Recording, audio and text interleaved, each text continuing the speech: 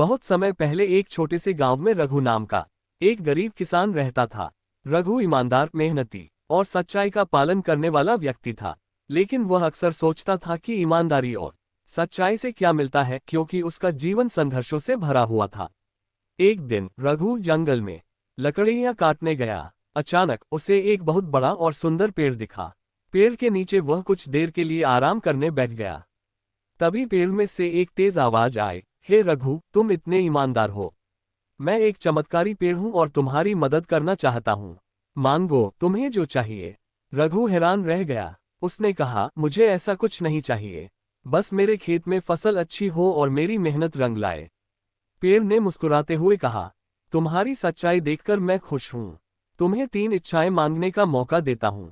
इन्हें सोच समझकर मांगना। रघु ने अपनी पहली इच्छा मांगी, मेरे खेत में हर साल हरियाली और भरपूर फसल हो। पेड़ ने कहा, तथास्तु। और अगले ही दिन रघु का खेत लहलहा उठा।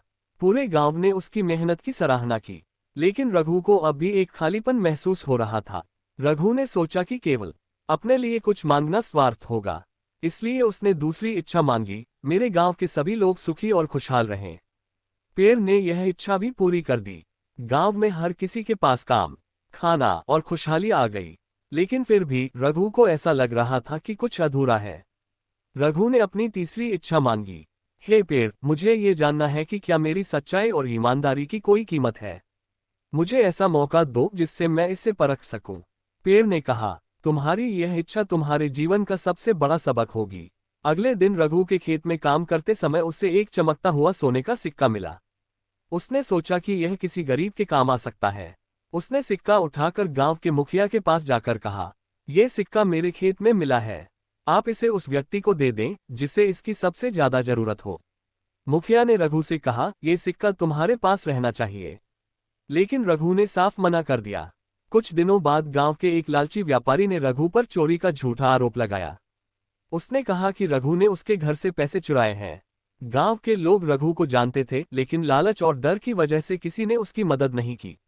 रघु को बहुत दुख हुआ, लेकिन उसने अपनी सच्चाई और ईमानदारी पर भरोसा रखा। उसने पेड़ से प्रार्थना की, हे पेड़, मुझे मेरी सच्चाई साबित करने का मौका दो। अचानक गांव के चौपाल में वही पेड़ प्रकट हुआ। पेड़ ने अपनी आवाज में कहा, रघु ने कभी कोई गलत काम नहीं किया, वह सबसे ईमानदार व्यक्ति है। ये व्यापारी ही चोर है जिसने गांव के कई लोगों को धोखा दिया है। पेड़ की गवाही के बाद गांव वालों को सच्चाई का एहसास हुआ। व्यापारी ने अपना अपराध स्वीकार कर लिया। रघु अब गांव का नायक बन गया। उसकी सच्चाई और ईमानदारी ने न केवल उसे सम्मान दिलाया, बल्कि गांव के लोगों को भी सिखाया कि सच्चाई की ताकत हमेशा झूठ और लालच पर जीत हासिल करती है। ईमानदारी और सच्चाई भले ही शुरुआती दिनों में कठिनाई पैदा करें, लेकिन अंत में यही गुण इंसान को सच्चा सम्मान और सफलता दिलाते हैं।